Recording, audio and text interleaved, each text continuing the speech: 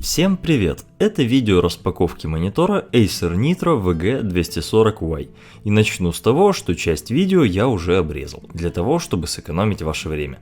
Итак, сейчас вы видите 4 кабеля, которые прилагаются к монитору. 2 кабеля для подключения питания монитора, американского и европейского образца, VGA кабель для подключения его к компьютеру и аудиокабель. А также эта документация. Места офисов Acer, наклейка с маркировкой энергоэффективности, у этого монитора значение A, инструкция пользователя и гарантийный талон. Опорная конструкция монитора состоит из 2 частей. Соединить их не проблема, так как в одной части есть выступы, а в другой пазы. А также в центре нижней части нужно будет зажать винт, который находится в центре. И сейчас вы можете посмотреть на нее в собранном состоянии. На этом закончили о комплектации, перейдем к монитору. А именно с момента, когда мы вставляли опорную конструкцию в сам монитор. Для удобства вставки монитор перевернули.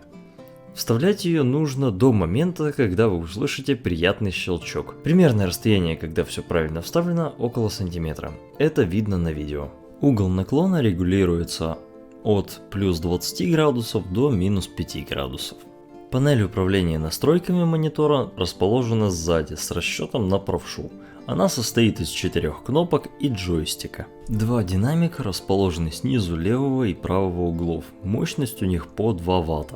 Присутствуют 2 входа для кабеля HDMI, один для VGA, один для аудиокабеля и последний для наушников. Для тех людей, которые хотят поместить его на стену, скажу, что стандарт веса тут 100 на 100 мм. И в целом, внешний вид устройства очень даже приятен глазу. А также обладает он неплохими техническими характеристиками. Яркость на уровне 250 кандел на метр квадратный. Время отклика 1 миллисекунда, 75 Гц максимальная частота вертикальной развертки.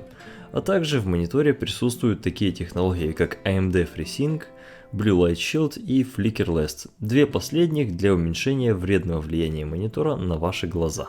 Если вы захотите взглянуть на все его данные, ссылку вы найдете в описании под видео. И на этом я буду заканчивать. Всем спасибо за просмотр, ставьте лайк этому видео и подписывайтесь на канал. Всем пока!